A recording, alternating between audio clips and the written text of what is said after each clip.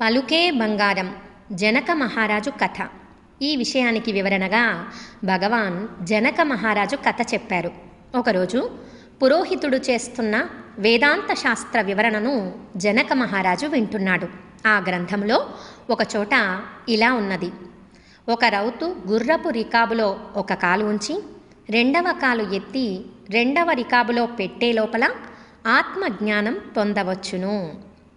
అది అంత త్వరగా సిద్ధించవచ్చునని చెబుతున్న పండితుణ్ణి చూసి జనకుడు అక్కడితో ఆపమని చెప్పి, ఆ విషయం నీవు నిరూపించగలవా అని అడిగాడు.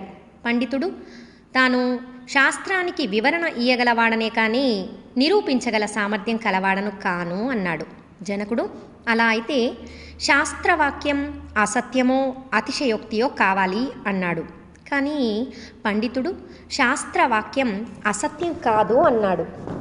ఈ విషయాన్ని తాను నిరూపించలేకపోయినా అది ఋషుల వాక్యం కనుక అసత్య అతిశయోక్తుల ప్రసక్తి లేదన్నాడు. దానితో జనక మహారాజు ఆగ్రహించి పండితుణ్ణి కారాగారంలో బంధింపచేశాడు. అదేవిధంగా ఆ శాస్త్ర వాక్యాన్ని నిరూపించలేని పండితులందరినీ ఆయన కారాగార బద్దులను గావించాడు. ఇటువంటి శిక్షకు భయపడి కొంతమంది పండితులు దేశం వదిలి వెళ్ళిపోయారు. అందులో కొంతమంది ఒక అరణ్యంలో వెళుతుండగా వారికి అష్టావక్ర మహాముని కనిపించాడు. ఆయన వారి దుర్గతిని విని రాజు సందేహాన్ని తాను తీరుస్తానన్నాడు. పండితులందరినీ విడిపిస్తానని అభయమిచ్చాడు. పండితులతో కలిసి రాజు వద్దకు వెళ్ళాడు. మునిని చూసి రాజు అత్యంత భక్తితో లేచి నమస్కరించాడు. కారాగారంలోని పండితులందరినీ విడిచిపెట్టమని ముని రాజును ఆజ్ఞాపించాడు. ఇటువంటి ఆజ్ఞను ఇస్తున్న మునిని చూసి తన సందేహాన్ని తీర్చగల సామర్థ్యం ఉంటేనే కానీ ఇటువంటి ఆజ్ఞ ఇయ్యడని తెలుసుకొని రాజు పండితులను విడిచిపెట్టేశాడు. తరువాత అష్టావక్రుడు రాజు కలిసి దగ్గరలో ఉన్న ఒక అరణ్యానికి వెళ్ళారు.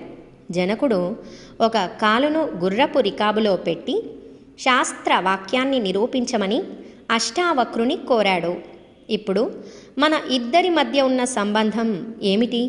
గురు శిష్య సంబంధమా అని అష్టావక్రుడు రాజును అడిగాడు.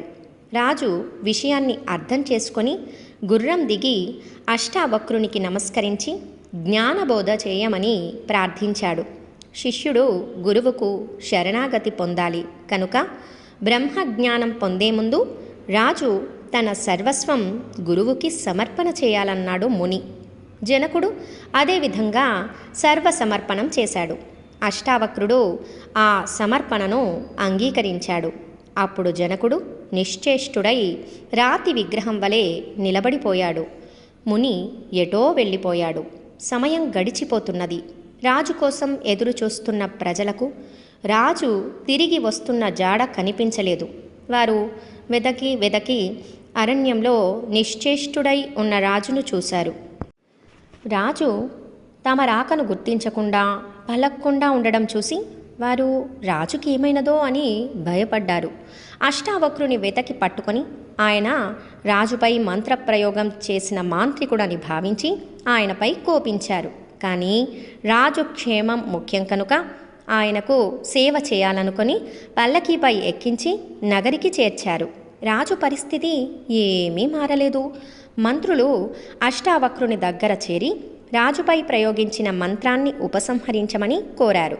మంత్రప్రయోగం చేసి రాజును ఈ స్థితికి తెచ్చిన బాధ్యత మునిదేనని వారు నిష్ఠురాలు పలికారు. ముని వారి అజ్ఞానాన్ని నిరసించి రాజును పిలిచాడు. జనకుడు వెంటనే లేచి మునికి నమస్కరించాడు. మంత్రులు ఆశ్చర్యపోయారు.